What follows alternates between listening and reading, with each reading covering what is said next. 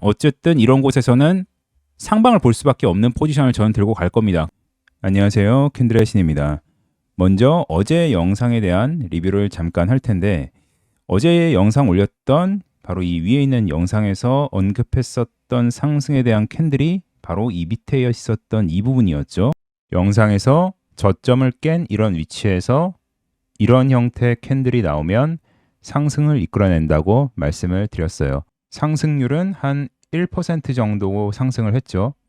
제가 하는 이 5분 캔들 매매법이 단기 수익이기 때문에, 그러니까 단타기 때문에 사실 이 정도 수익이면 굉장히 큰 수익이에요. 근데 제가 어제는 이게 단기 관점인지 뭐 중기 관점인지 장기 관점인지 클리어하게 말씀을 못 드린 것 같습니다. 그래서 앞으로 영상을 올릴 때는 좀 중기 관점, 단기 관점 이렇게 좀 나눠서 말씀을 드릴 거고, 보통 이제 2, 3일에 한 번씩 올라오는 관점은 현물러 분들과 또 선물을 하시는 분들이 둘 다 만족할 수 있는 좀 중기 관점 위주로 올리려고 합니다. 그래서 오늘 말씀드릴 것도 중기 관점이고, 오늘은 제가 아주 중요한 상승 관점을 가지고 왔어요. 먼저 중기적 관점으로 이제 상승을 볼 건데, 상승의 가장 큰 근거는 1, 2, 3, 4 파동의 형태, 거래량, RSI, 하모닉 중에서 파동의 형태가 오늘은 메인 핵심입니다. 지금 나올 수 있는 파동의 형태가 저는 크게 두 가지라고 생각을 하는데, 첫 번째가 저번에 말씀드린 불규칙 패턴이죠. 불규칙 패턴은 저번에 말씀드렸듯이 여기 A의 시작점, 이 부분을 여기 B 파동이 뚫고 내려가는 형태를 불규칙 패턴이라고 표현을 합니다. 자, 그러면 모양만 이렇게 형성된다고 해서 무조건 불규칙이냐? 그게 아니죠. 불규칙이면 불규칙인 근거와 불규칙이 형성이 됐을 때 이 C파의 길이를 가늠을 해봐야겠죠. 그걸 위해서 제가 가장 많이 참조하는 로버트 발란의 엘리엇 파동 원서를 살펴보면 2번을 참고해서 보시면 B파동, 그러니까 웨이브 B가 A파동의 1.382로 나오는 경우가 많다고 표현을 하죠. 즉, 여기 A파동의 길이보다 B파동이 당연히 더 긴데 몇 배가? 1.382배가 더 길 때가 많다는 얘기예요. 그러면 한번 재볼까요? 재는 방법은 보통 A의 시작점에서 A의 끝점을 피보나치를 재보죠. 그러면 1.382에 보시는 것처럼 거의 맞닿아 있는 위치죠. 그러면 불규칙 B의 조건이 성립이 하죠. 그 다음 1번. 그러면 불규칙 B가 맞을 경우 C파동의 길이가 어디까지 진행이 되느냐? 아주 빈번하게, 그러니까 대부분의 경우 C파동의 길이는 1.618까지 확장이 된다는 얘기예요. 제가 저번 영상에서 이게 불규칙이라면, 형성이 된다면 C파동이 이런 데서 끝날 리가 없다고 말씀드렸죠. 그 얘기랑 일맥상통합니다. 여기 A 끝점에서 B 지점으로 지는 피보나치를 재보면 가장 빈번한 게 여기 1.618, 54,000달러를 와야 된다는 얘기죠. 그리고 최소한 그게 아니면 이런 1.382 이런 구간에서 끝나야 된다는 얘기입니다. 그러면 첫 번째 시나리오로 만약에 이게 불규칙이 맞다면 우리가 볼 수 있는 최대 범위는 이런 데쯤에서 끝난다는 얘기죠. 조정이. 불규칙 패턴의 가장 흔한 패턴인 1.618을 찍었기 때문에 그 다음에 상승으로 가는 게 당연히 맞는 카운팅이 되겠죠. 여기를 W, X, Y로 카운팅을 하는 거예요. 즉 여기까지가 하나의 파동이 형성이 되는 거죠. 이렇게 크게 한 파동이 형성이 되는 겁니다. 그러면 여기가 WXY로 카운팅을 했기 때문에 다음에 우리가 이쪽을 어떻게 카운팅을 할 수 있냐? 여기가 A, B, C로 떨어지거나 아니면 전체적으로 파형이 이렇게 여기까지가 또 큰 W, 여기까지가 X, Y 이런 식으로 올라갈 수 있는 카운팅이 형성이 되겠죠. 자, 정리해서 말씀드리면 처음 시나리오였던 A와 그 다음에 B가 불규칙, C로 올라가는 카운팅도 조정이 이런 곳까지 올 수 있지만 여기가 어디죠? A와 C의 비율 1.618이죠. 이런 곳까지 올 수 있지만 그래도 상방을 봐야 된다는 결론이 나오고, 두 번째로 여기를 W, X, Y로 카운팅을 했을 때 최악의 시나리오는 다음의 파동이 이런 식으로 떨어질 수는 있지만 그래도 단기적으로 상방을 봐야 된다는 얘기죠. 그리고 개인적으로는 아직 파동이 조금 더 떨어질 가능성을 조금 더 높게 보고 있어요. 그 이유에 대해서 말씀을 드리면, 제가 아까 상승으로 제시했던 근거 1, 2, 3, 4번 중에 2번, 3번, 4번이 충족이 안 됐기 때문입니다. 먼저 2번의 예시를 들 건데, 거래량은요 항상 이런 형태예요. 고점을 예시로 들면 여기를 잘 보세요.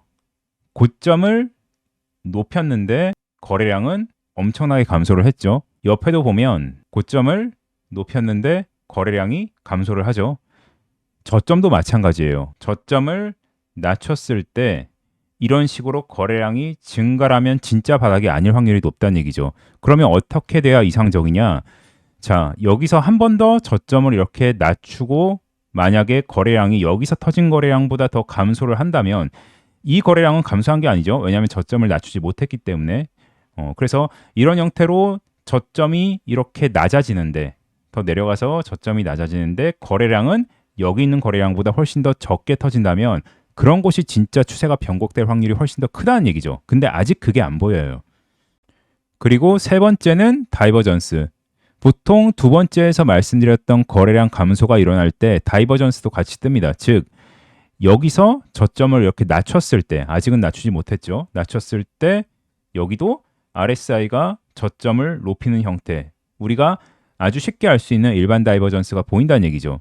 그게 같이 나와야, 그러니까 거래량 감소랑 보통 같이 나와요. 같이 나왔을 때 확률이 훨씬 더 큽니다. 그리고 마지막 네 번째로 아직 만족할 만한 하모닉을 찾지 못했습니다. 이렇게 세 가지, 그러니까 3파라고 하죠. 3파, 파동이 3개로 나눠진 형태로 올라갈 때 이런 지점, 여기서 발생하는 하모닉이 신뢰도가 굉장히 높아요. 그러니까 예를 들어서 여기가 ABC라고 가정을 해도 이 B지점에서 발생하는 하모닉이 신뢰도가 굉장히 높습니다. 근데 지금은 안타깝게도 이 B지점에서 볼 수 있는 하모닉이 성립하는 게 없어요. 그러면 B지점에서 지금 나올 수 있는 하모닉이 뭐가 있을까? 버터플라이 패턴이죠. 여기를 X, A, B, C, D로 잡는 패턴이에요. 이 패턴을 잠깐 설명드리면 X랑 A랑 피보나치 되돌림을 쟀을 때 0.786을 찍습니다. 보시면 정확하게 0.786을 찍었죠. 그 다음에 이 D 지점이 발생하는 위치는 총 3가지인데 첫 번째가 여기 보시면 이쪽 라인, 자 표시해 줄게요. 1.272, 1.414 이 사이에서 발생을 합니다. 자 그러면 여기로 표시를 해두고 이런 식으로 표시를 해둘게요. 표시를 해두고 그 다음 조건이 뭐냐? B와 C의 피보나치 되돌림을 쟀을 때 2.24까지 허용을 하죠. 그러면 여기는 일단 없어요. 여기까지. 여기죠. 이 부분. 그리고 마지막으로 A에서 B 그리고 B에서 C를 피보나치 확장을 쟀을 때 1대1 혹은 1.272 이런 데까지 허용을 합니다. 그러면 이 3가지 구간을 전부 다 모인 구간을 PRZ, 즉 잠재적 반전 구간이라고 불러요. 그 구간에 해당되는 곳을 찾는 거죠. 근데 3가지 구간이 다 겹치는 데가 바로 이런 곳이죠. 그래서 만약에 이런 데까지 온다면 여기는 좋은 위치가 또 될 수가 있는 거죠. 지금은 그래서 위치적으로는 조금 애매하다. 자 그럼 결론을 말씀드리면 파형에 대해서 제가 2가지 케이스를 말씀드렸는데 둘 다 어쨌든 중기적으로 상승을 보는 관점이죠. 그러면 일단 시나리오 중에서 방향은 정해졌고 그 다음은 타점이죠. 방향이 아무리 잘 잡혀 있어도 타점이 좋지 못하면 수익을 낼 수가 없어요. 그러면 이 타점은 또 나뉘는 겁니다. 현물을 하는 사람, 그리고 레버리지를 2배, 3배만 쓰는 사람, 아니면 10배 이상 쓰는 사람. 만약에 내가 레버리지를 5배에서 10배를 써 하면 지금은 롱 잡기가 쉽지가 않은 타점이죠. 내가 시나리오를 상방으로 봤을 때는 이런 곳에서 숏을 먹는 것보다 내려왔을 때 롱을 보는 게 맞죠. 그러면 내가 고 레버리지를 쓴다면 이런 저점이 깨질 때 잡든가 아니면 깨지고도 계속 간다면 손절을 빨리 치고 이런 노란 곳, 아까 말씀드렸던 이런 버터플라이 패턴이 성립하는 이런 곳에서 롱을 잡아야겠죠. 근데 내가 만약에 현물을 가지고 있어. 현물밖에 안 하는 사람이야. 혹은 레버리지를 나는 2배밖에 안 써. 3배밖에 안 써. 그래서 조금 롱을 모아가는 스타일이 있을 수도 있겠죠. 그럼 그런 분들은 조금 내려올 때마다 조금씩 비중은 적게 담는 거죠. 그리고 점점 내려가면서 비중을 조금씩 올리시는 거예요. 최종 손절 라인은 그래도 있어야겠죠. 당연히. 뭐 이런 곳을 최종 라인으로 잡을 수가 있겠죠. 이렇게 제가 오늘 시나리오를 말씀을 드렸어요. 어쨌든 저는 중기적으로 상방을 보고 있고 지금 단기적으로는 하방이 올 수 있지만 어쨌든 이런 곳에서는 상방을 볼 수밖에 없는 포지션을 저는 들고 갈 겁니다. 그래서 오늘의 분석을 여기서 마무리하겠습니다. 마지막으로 도움이 되셨으면 구독과 좋아요 한 번씩 꼭 부탁드리겠습니다.